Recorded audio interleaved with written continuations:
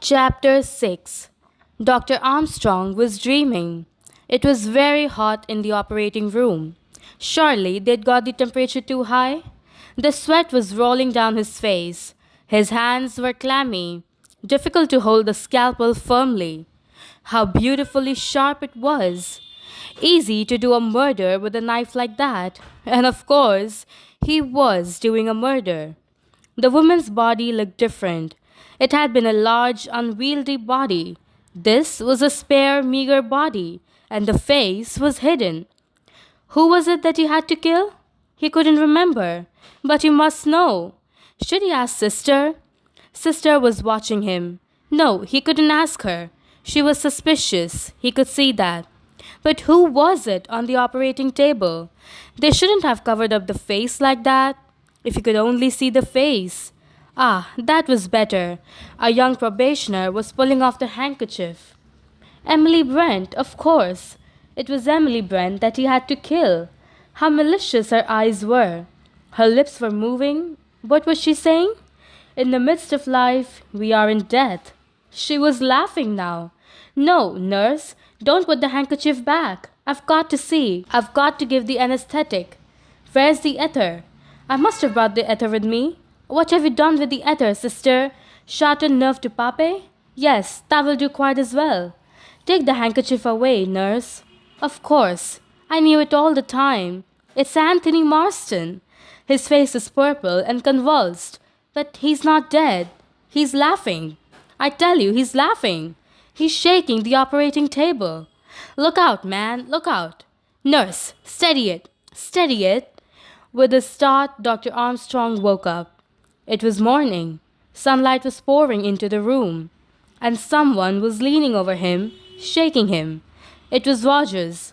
Rogers, with a white face, saying, "Doctor, doctor." Dr. Armstrong woke up completely. He sat up in bed. He said sharply, "What is it?" "It's the wife, doctor. I can't get her to wake. My God, I can't get her to wake, and she don't look right to me." Dr. Armstrong was quick and efficient. He wrapped himself in his dressing gown and followed Rogers. He bent over the bed where the woman was lying peacefully on her side. He lifted the cold hand, raised the eyelid. It was some few minutes before he straightened himself and turned from the bed. Rogers whispered, Is she? Is she?" He passed a tongue over his dry lips. Armstrong nodded. "Yes, she's gone." His eyes rested thoughtfully on the man before him. Then they went to the table by the bed, to the washstand, then back to the sleeping woman. Rogers said, Was it her heart, doctor?" Dr. Armstrong was a minute or two before replying. Then he said, "What was her health like normally?" Rogers said, "She was a bit rheumaticy." "Any doctor been attending her recently?" "Doctor?" Rogers stared. "Not been to a doctor for years. Neither of us." "You'd no reason to believe she suffered from heart trouble?" "No, doctor. I never knew of anything." Armstrong said, "Did she sleep well?" Now Rogers' eyes evaded his. The man's hands came together and turned and twisted uneasily. He muttered, "She didn't sleep extra well, no." The doctor said sharply, "Did she take things to make her sleep?" Rogers stared at him, surprised. "Take things to make her sleep? Not that I knew of. I'm sure she didn't." Armstrong went over to the wash stand. There were a certain number of bottles on it: hair lotion, lavender water, cascara, glycerine of cucumber for the hands, a mouthwash, toothpaste, and some elements. Rogers helped by pulling out the drawers of the dressing table. From there, they moved on to the chest of drawers, but there was no sign of sleeping draughts or tablets. Rogers said, "She didn't have nothing last night, sir, except what you gave her." When the gong sounded for breakfast at 9 o'clock, it found everyone up and awaiting the summons. General MacArthur and the judge had been pacing the terrace outside, exchanging desultory comments on the political situation. Vera Clayton and Philip Lombard had been up to the summit of the island behind the house. There they had discovered William Henry Bloor standing staring at the mainland. He said, "No sign of that motorboat yet. I've been watching for it." Vera sat smiling. "Devon's a sleepy country. Things are usually late." Philip Lombard was looking the other way, out to sea. He said abruptly, "What do you think of the weather?" Glancing up at the sky, Blow remarked, "Looks all right to me." Lombard pursed up his mouth into a whistle. He said, "It will come on to blow before the day's out."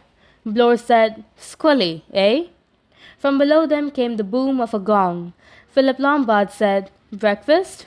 Well, I could do with some."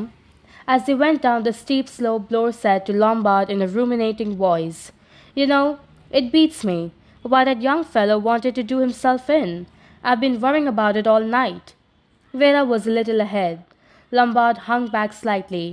He said, "Got any alternative theory?" "I'd want some proof. Motive, to begin with. Well off, I should say he was." Emily Brent came out of the drawing-room window to meet them. She said sharply, "Is the boat coming?" "Not yet," said Vera. They went in to breakfast. There was a vast dish of eggs and bacon on the sideboard and tea and coffee.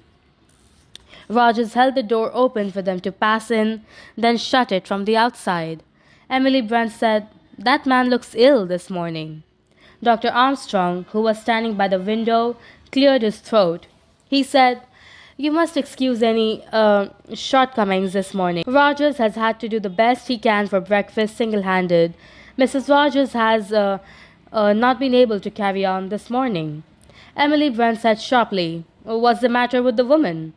Dr. Armstrong said easily, "Let us start our breakfast. The eggs will be cold.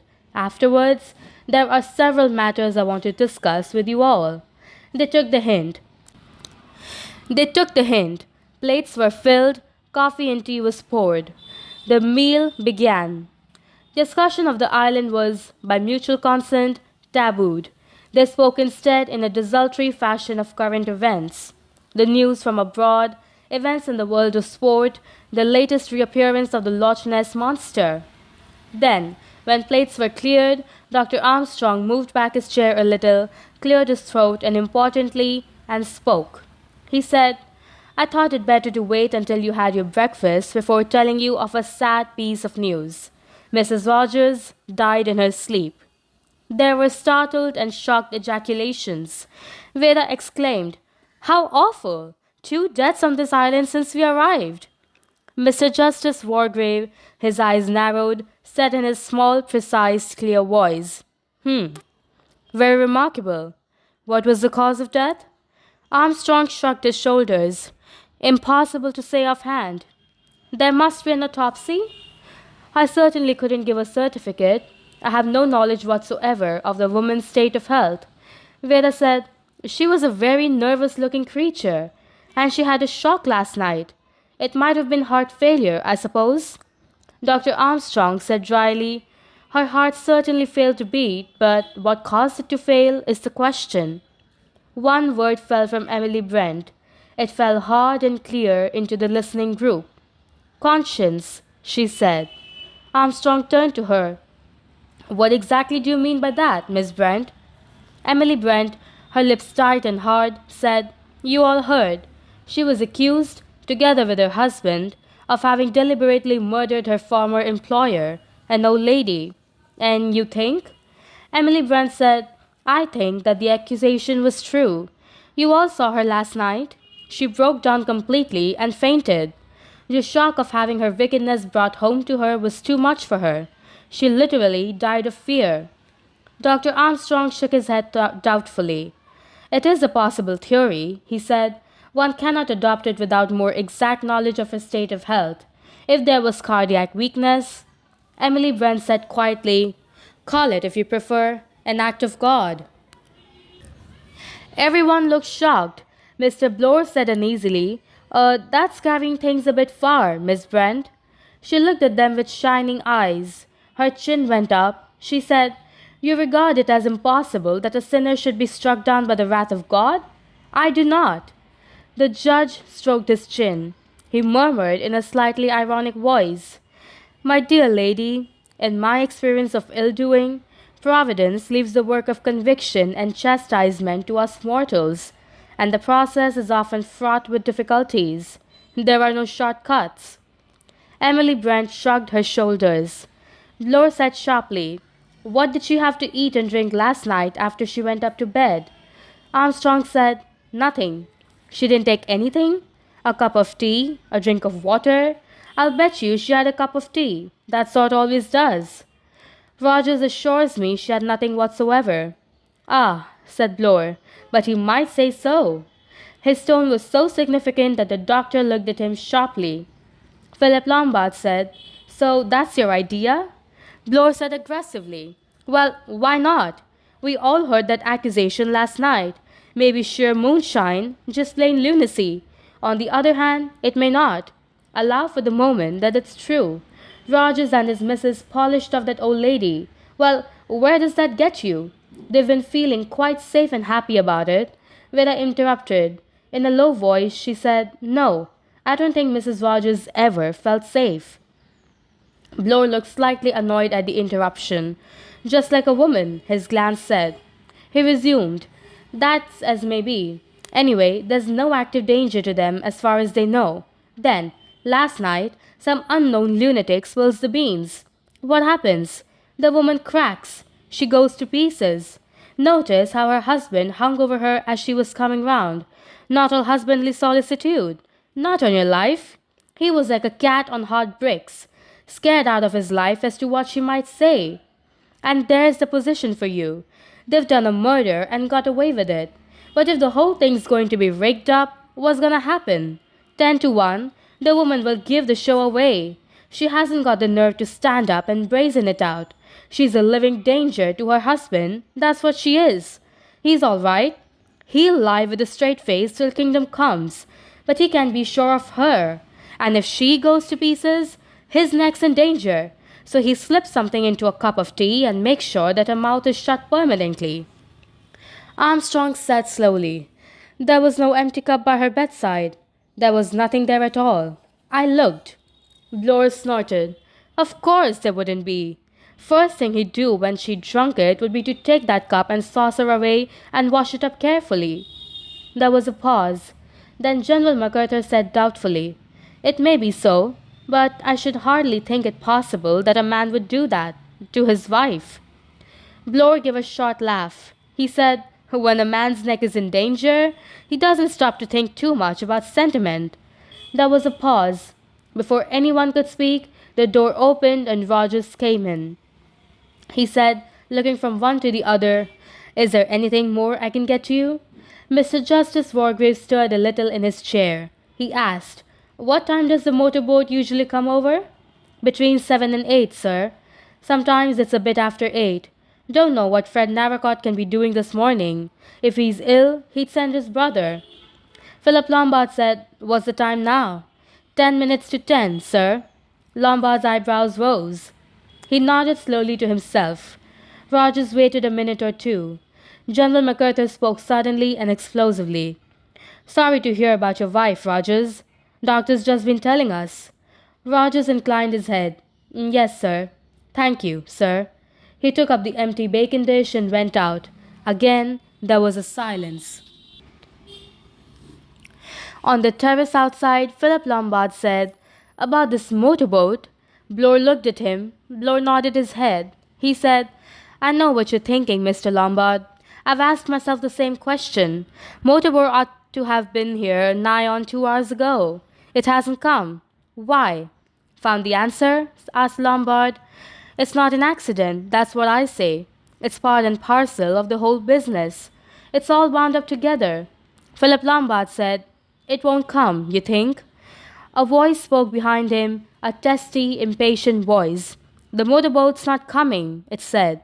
Blore turned his square shoulders slightly and viewed the last speaker thoughtfully. "You think not too, General?" General MacArthur said sharply, "Of course it won't come.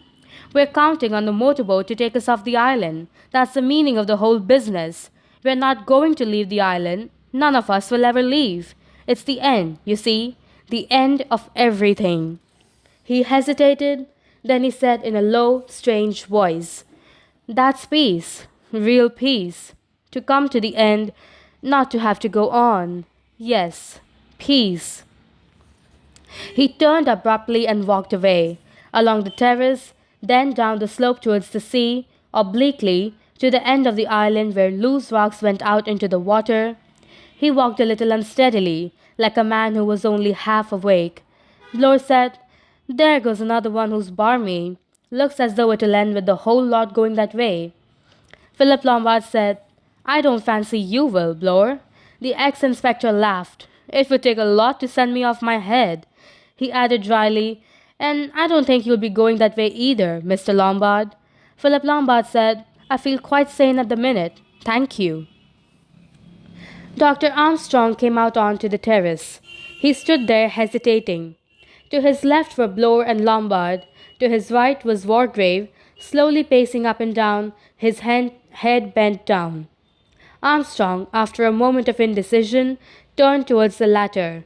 But at that moment, Rogers came quickly out of the house. "Could I have a word with you, sir, please?" Armstrong turned. He was startled at what he saw. Rogers' face was working. Its color was greyish-green. His hands shook. It was such a contrast to his restraint of a few minutes ago that Armstrong was quite taken aback. "Please, sir, if I could have a word with you. Inside, sir." The doctor turned back and re-entered the house with the frenzied butler. He said, "What's the matter, man? Pull yourself together. In here, sir. Come in here." He opened the dining room door. The doctor passed in. Rogers followed him and shut the door behind him. "Well," said Armstrong, "what is it?" The muscles of Rogers' throat were working. He was swallowing. He jerked out, "There's things going on, sir, that I don't understand." Armstrong said sharply, "Things? What things?" "You'll think I'm crazy, sir. You'll say it isn't anything. But it's got to be explained, sir. It's got to be explained. Because it doesn't make any sense." "Well, man, tell me what it is. Don't go on talking in riddles." Rogers swallowed again. He said, "It's those little figures, sir, in the middle of the table. The little china figures. 10 of them there were. I'll swear to that, 10 of them." Armstrong said, "Yes, 10. We counted them last night at dinner." Rogers came nearer. "That's just it, sir. Last night, when I was clearing up, there wasn't but 9, sir. I noticed it and thought it queer, but that's all I thought. And now, sir, this morning, I didn't notice when I laid the breakfast. I was upset and all that. But now, sir, when I came to clear away, see for yourself if you don't believe me. There's only 8, sir. Only 8. It doesn't make sense, does it? Only 8.